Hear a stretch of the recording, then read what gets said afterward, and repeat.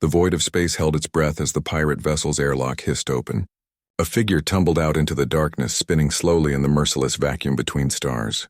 Blood crystallized in a crimson halo around the body, creating a grotesque constellation that caught the distant light of the system's sun. Cadet Eris Vale didn't scream. There was no air left in his lungs for that luxury. His vision blurred as frost formed on his eyelashes, and he could feel his consciousness slipping away like water through desperate fingers. 3 broken ribs, a punctured lung, burns covering 30% of his body, and now this, ejected into space like refuse. He had known the risks when he'd stood between the pirates and the colony transport full of evacuees.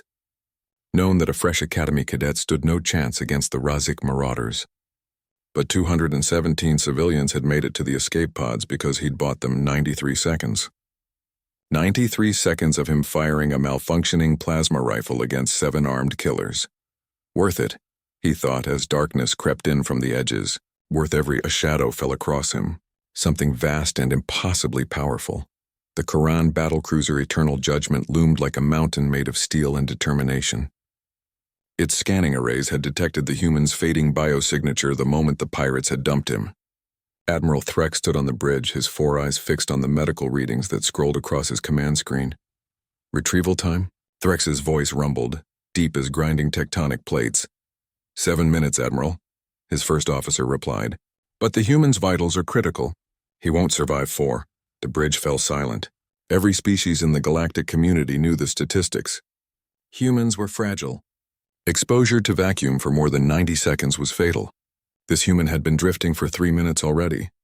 Launch emergency retrieval, Threx commanded. Override all safety protocols. I want him in medical in 2 minutes. Admiral, the regulations are written by beings who've never seen what I've seen. Threx's mandibles clicked together, a sign of iron determination among his kind. Deploy now. The first officer hesitated only a heartbeat before slamming his manipulator appendage on the emergency beacon. Throughout the massive fleet, 17 ships of 7 different species received the signal. A human was dying. The fleet was responding. What happened next would be discussed in military academies across 100 worlds for generations to come. The Eternal Judgment launched a medical pod so fast that it left a visible trail of ionized particles. It reached Cadet Vale in 90 seconds flat, a record that still stands. But that was only the beginning. The Silith medical frigate Healer's Oath had already powered up its regeneration tanks before the retrieval was complete. The Taraxian destroyer Shield of Honor positioned itself between the pirate vessel and the medical operations, weapons hot and targeted.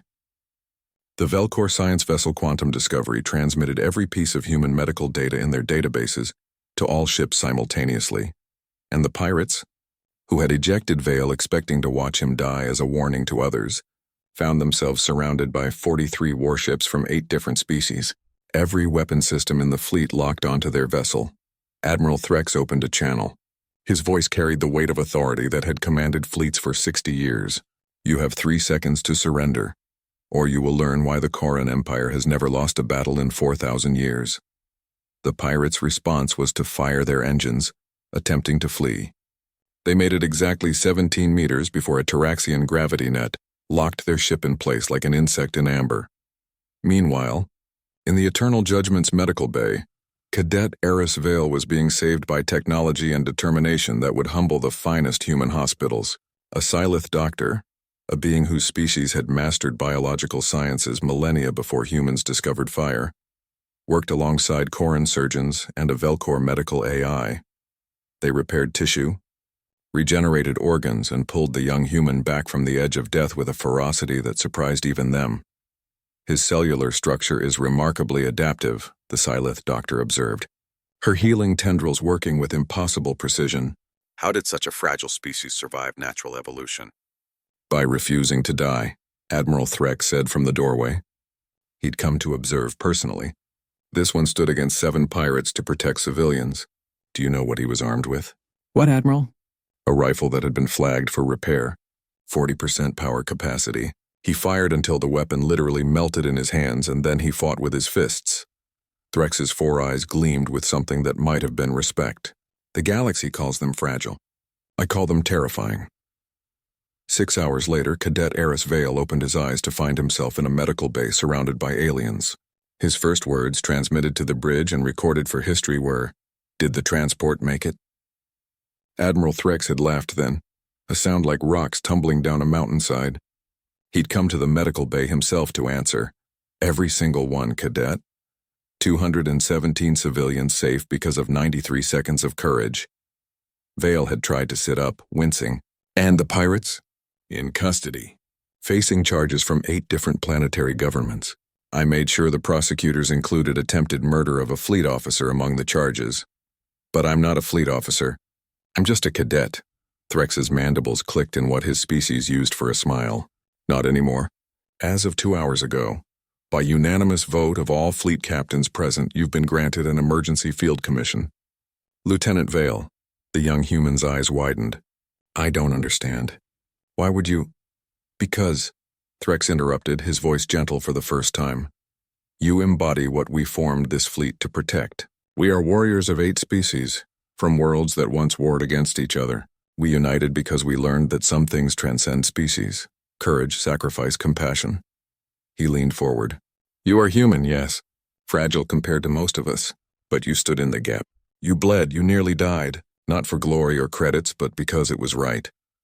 Threx straightened and his voice carried the formal weight of ceremony. "The galaxy may call your species young and fragile. But I have commanded fleets for 60 years, Lieutenant Vale, and I have learned something that others forget. It is not the strength of your body that matters. It is the strength of your spirit. And humanity's spirit. That could shatter worlds." In the weeks that followed, the story spread, not just among humans but throughout the entire galactic community. The tale of pirates who dumped a wounded human cadet before a fleet, expecting him to die alone in the dark. Instead, they'd discovered what the older species were beginning to learn. You don't abandon a human, and you certainly don't do it in front of their allies, because humans might be fragile, they might be young, they might not have the thick hides of the Corran or the regenerative abilities of the Silith, but they have something more dangerous than any of that. They have each other. And now, after centuries of proving themselves, they had something else too. They had friends who wouldn't let them fall. Lieutenant Eris Vale recovered fully. He went on to serve with distinction for 30 years, eventually commanding his own vessel. But he never forgot the moment he woke up surrounded by alien faces, all of them working desperately to save his life. And neither did the galaxy, because that was the day the universe learned an important lesson about humanity and their allies. We're all fragile. We're all mortal. We're all just trying to survive in a universe that doesn't care. But together we're unbreakable.